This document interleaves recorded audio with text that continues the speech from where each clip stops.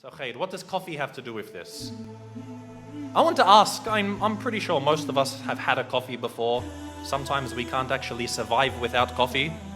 Some people first thing in the morning, they must have a coffee. Now when we think of coffee, what do we think of? If I were to say, for example, pizza, what would you think of? Which country would you think of? Italy. If I was to say sushi, what would you think of? Japan. So there are certain things that you associate with certain things. Now if I were to say coffee, what would we think of? Brazil. Some people might think of Colombia. Some people think of Italy. However, I just want to look a little bit first at the history of coffee.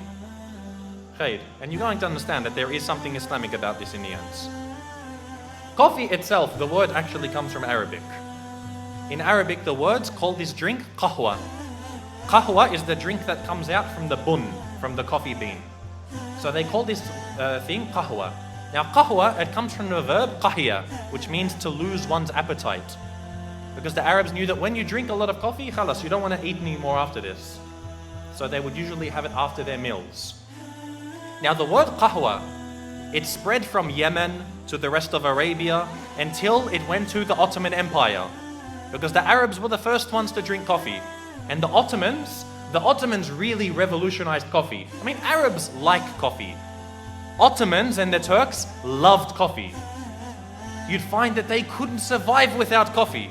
This was every single Ottoman would be drinking it, to the point that many of the scholars of the Ottoman Empire, they stipulated that, of course, as we know as Muslims, a man has to spend on his wife. He has to supply her with a house, with food, with clothing. Otherwise, if he can't do this, it's grounds for divorce. Now, the Ottoman fuqaha also specified that he must give her enough coffee. Otherwise, it was enough to call for a divorce. So the Ottomans loved their coffee.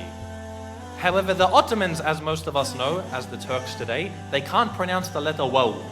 Instead of waw, they say it like v. You've heard Ottomans, you've heard Turks when they say, for example, wallah. What do they say? They say wallah. So you see the waw turns into a v. This is common in their speech. So the word qahwa, they couldn't say qahwa. So they started to call it kahva. Now kahva, when it began to spread, when the Ottoman Empire was attacking a lot of the nations of Europe, there was a specific time. It was actually the last instance of offensive jihad in our ummah. This was the last time in the history of our ummah that the Muslims made an offensive jihad, when the Ottomans were attacking Austria. So they were attacking Austria and Poland, who were united at that time. Now they were defeated in this battle. It was called the Second Siege on Vienna. And so when they were defeated, as you know, when you leave the battlefield, you leave behind all of your things, the ghanima, your weapons, your treasures. And part of their ghanima, of course, was their coffee. Because even the Ottoman army, everywhere they went, they had coffee and people to make their coffee. So they left behind their bags of coffee, and the Austrians and the Polish first, for the first time, discovered this new drink. So they asked many of the Turkish soldiers, what is this drink? So they said, this is called kahva. And so eventually it got the name kava. And then from the name kava, it turned into kafa, then into cafe. So you'd see that this drink was a Muslim drink. You see that this drink was a Muslim drink. For a long time, the Pope forbade Christians from drinking this. The Pope, he gave like a fatwa, and he said Christians are not allowed to drink coffee. It is haram for them. Until a while later, one of the later popes, he decided to reverse this decision. He got a bag of coffee and he baptized it in the church. So he said now coffee is a Christian drink.